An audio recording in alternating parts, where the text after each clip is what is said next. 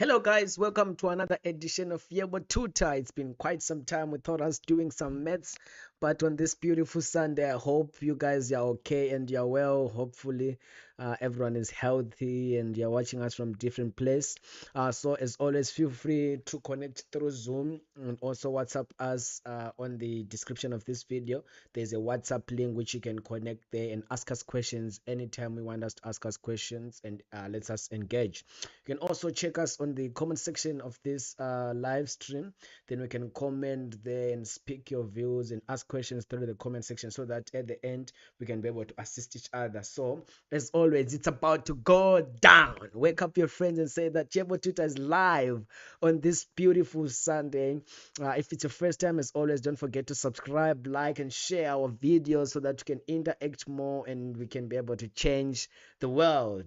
So without wasting much time, let's look at calculus, which is going to be plus or minus 35 marks in your paper which you're writing on Friday. Believe everyone is writing paper one, and also others are gonna write technical maths on Friday. So let's prepare for paper one right now. So we're gonna start with calculus. Then tomorrow we're gonna have another video on number patterns. Then we'll have another one on functions. So this is adapted from a question paper from last year, which was written in September 2022, as you can see, from the province of Eastern Cape. So as you can see on the screen, this is from the Eastern Cape province. So without wasting much time, let's dive into the questions which we're gonna do. So if you want more clarity on how to look at different notes from differentiation and stuff like that, in these videos of Yebo Tutor, you will see there are videos on calculus where we break down on how do we state or how do we determine f prime of x looking from the first principles, and how are we going to be able to use the power rule, how are we going to be able to determine dy over dx, how we're going to plot a function which is given in polynomial number 3, polynomial degree number 3. So those kind of stuff which are called cubic functions, of course. So you can look at those videos in our description of the video and look for those videos for deeper explanation. But for now, let's do the question paper so that we can prepare for our upcoming test. So without wasting much time, question 8. Here it is.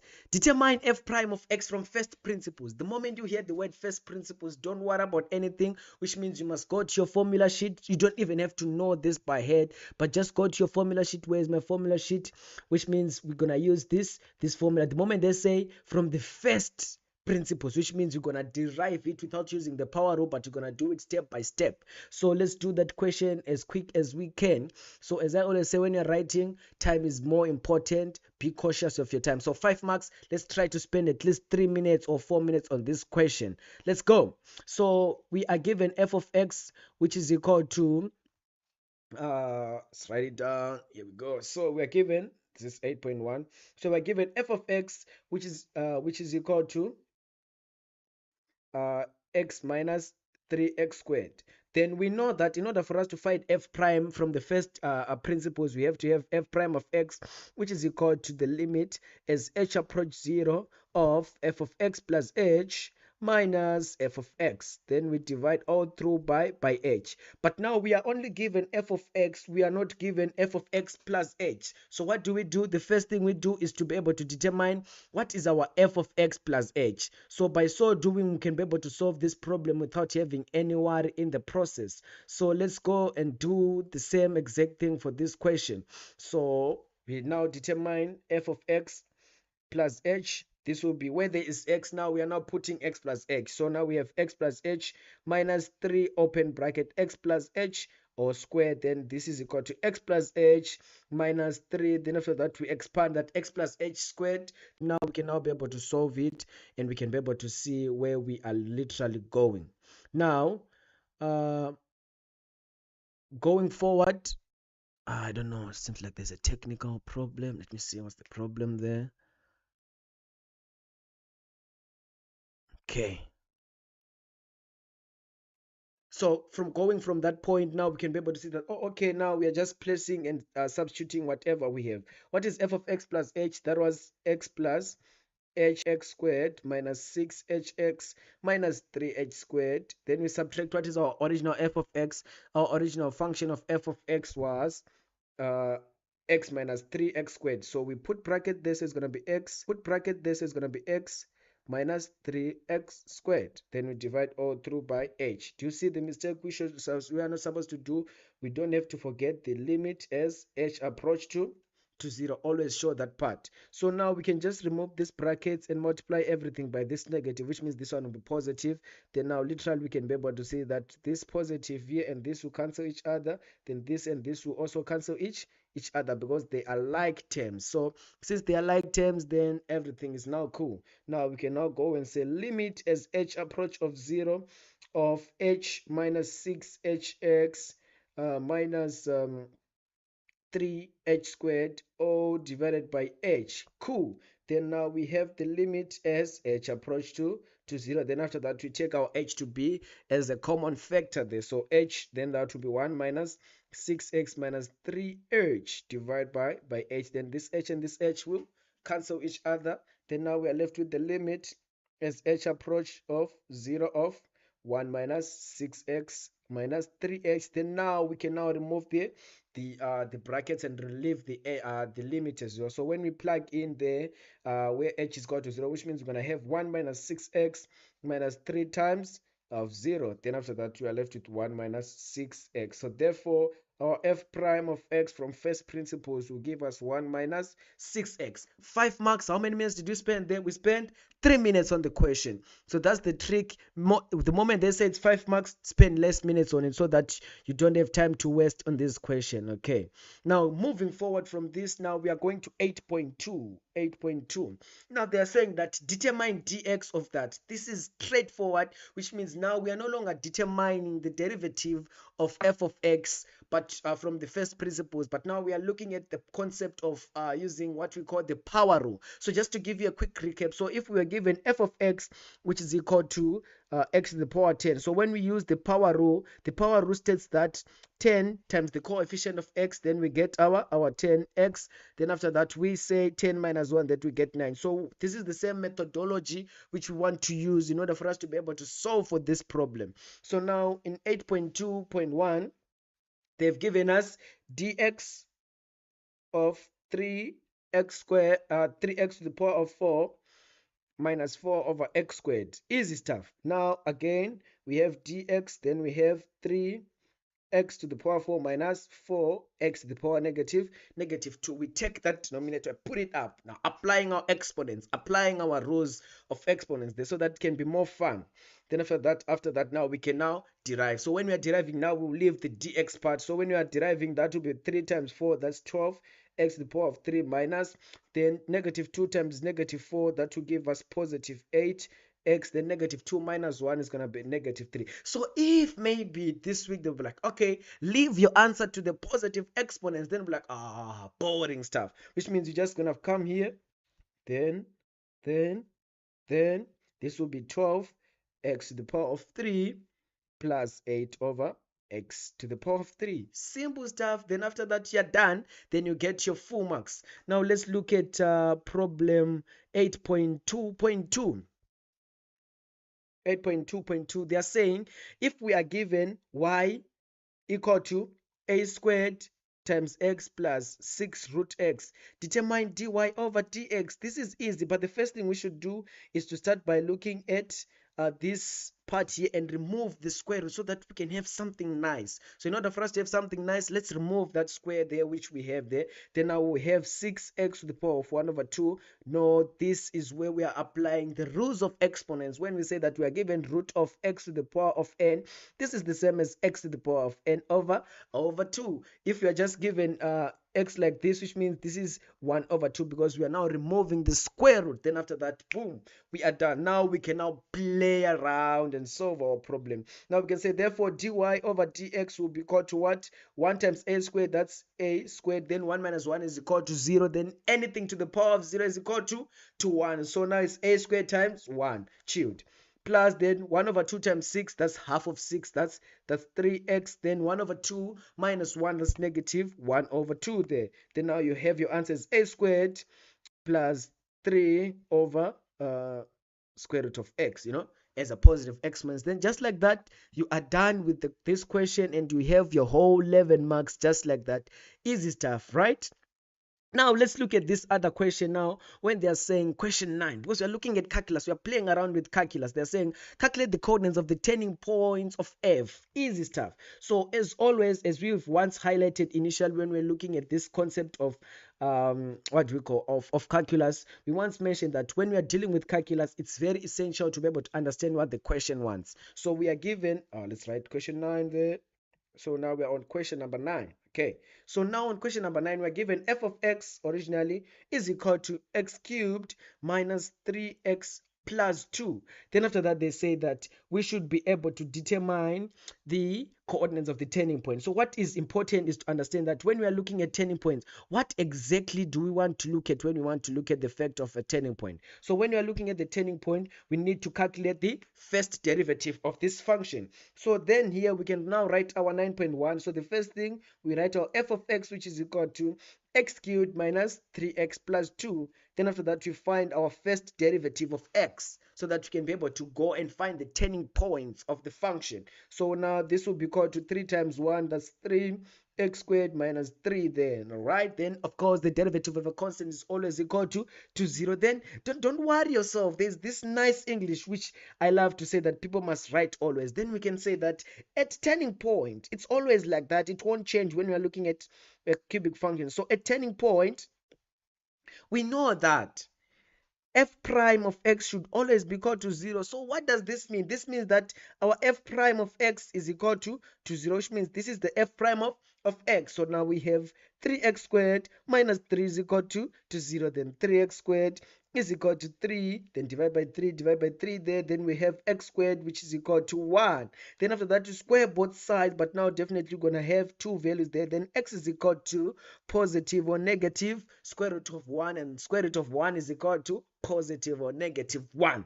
But still, we are not yet done, because they said they want the turning points of this point, like they want the coordinate system. So we know that a coordinate, it's a point which both has the x value and the y value. So since that's the case, how do we get the y value or the x value? We just like boring stuff. We now know the x coordinate, which means we just have to place the x value in the original f of x so that we can be able to get the y coordinate of the point. So now we come here and say substitute x is equal to positive or minus 1 into original function, which is f of x. So when our x is equal to negative 1 first, so our y will be equal to negative of is this negative or it's positive? Sorry. So this will be negative 1 cubed minus 3 times negative 1 plus 2. Then after that, we use our Casio calculator. Don't go to exam without your Casio calculator. That's your key to pass. So negative 1 cubed minus 3 times negative 1 plus 2. Then we have our answer there, which is 4 there. So in other words, we already have another coordinate, which is negative 1 is to 4. Then after that, we have to have another one for positive now. So when y, this is when x is equal to negative 1. Now let's say if x is equal to positive 1. Therefore, our y is equal to 1 cubed minus 3 times 1 plus 2 there, then what's the value? Again, we go to our calculator, then we just remove those negatives there because we don't have time. We are working against time, so we must try to be fast as we can. So I'm getting 0 on my calculator. Then therefore we can conclude that this is 1:0. So this is another coordinate of the turning point. This is amazing. Then now we are on 9.2. Calculate the x-intercept of f. This is already getting boring because from functions we know that when we want the x-intercept of a function, it's always the case that we want to determine where f of x is equal to 0, or we let y to be equal to 0. So now we just write like let y be equal to 0, so that now we can now say 0 is equal to x cubed minus 3x plus 2. So on your Casio calculator, you press mod, then after that you press equation, then you press 5, then after that you press 4, then now you put your values. What is our value of A? It's 1. Our value of B, we don't have B. Our value of C, let's see, we have 1. Our value of B is 0 there. Our value of C it's -3. Our value of D it's +2 there. Then after that, what's our value? So I'm getting the other bracket should be equal to x plus 2. Easy stuff. Another one is x minus 1.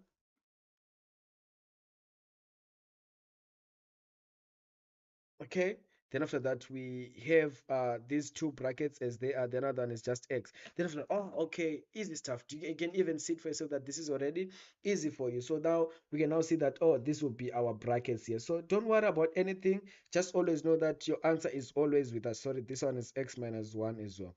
Then after that we can literally see that therefore our x is equal to -2, or x is equal to 1, or x is equal to 1. So our Casio calculators now have all the answers which we need. So as a result, now we can now see that, okay, this is what we are looking for, and these are our x values. So what is the key point here is to be able to plot your function, put your function on your Casio calculator there. Then now let's look at 9.3 before we almost close. Now the 9.3 saying determine the values of x for which f is decreasing. So what is important is to understand, where does x increase or decrease? So we know that now we are just looking at the gradient, because the decreasing part is when the gradient is negative. So when we are plotting our function can either be something like this, or our function can be something like this. So this part here from here is the negative part, which means our function is decreasing. If we are looking at this function here, since our function is positive, these two segments is where our function is decreasing. So since that's the part where the function is decreasing, which means that's where the values we are looking for.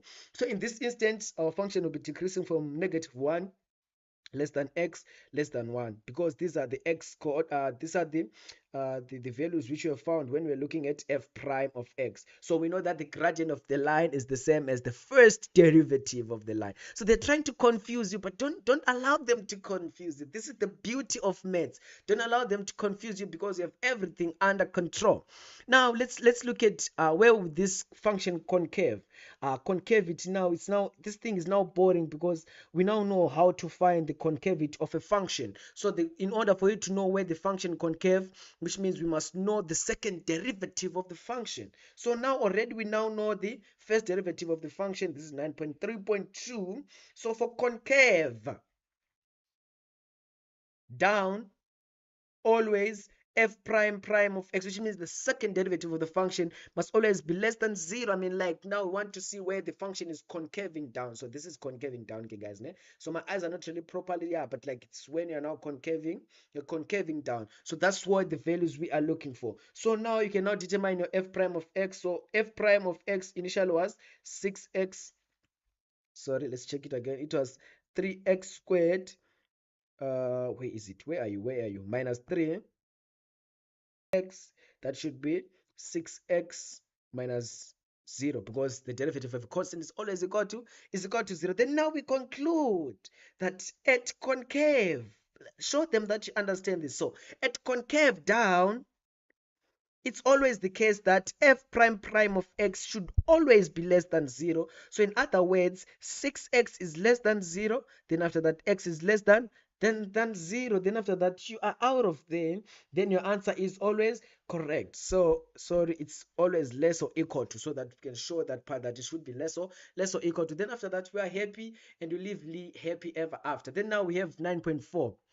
I don't want to do 9.5. I want to see if you guys were listening. So 9.4 say, draw the graph of g of x equal to x minus 3 cubed minus 3 times x minus 3 plus 2. Clearly indicate the intercepts with the axis and the turning point. So I want you guys to do it as your homework. When you're done, just submit on our WhatsApp group. Just look at this now. This function has been shifted 3 units to the right. That's why you can see it's negative 3. So it has been shifted 3 units to the right. So can you be able to plot that function? So the same methodology is applied and is used. The first thing we should do is to be able to calculate the values of x, to calculate the values of the x-intercept, to calculate the turning point values, to calculate our concave down and concave up values. Then after that, what else do you need? The beauty of calculus. Let's master calculus together. Share this video with your friends and say that on Yebo Tutor they explained this calculus better and they were able to solve 35-mark question within 20 minutes. Have a great night and hope you guys enjoyed. Please make sure that you practice as much as you can. If you have any question, feel free to ask us on our WhatsApp group. Without wasting much time, thank you so much for watching. Have a good night.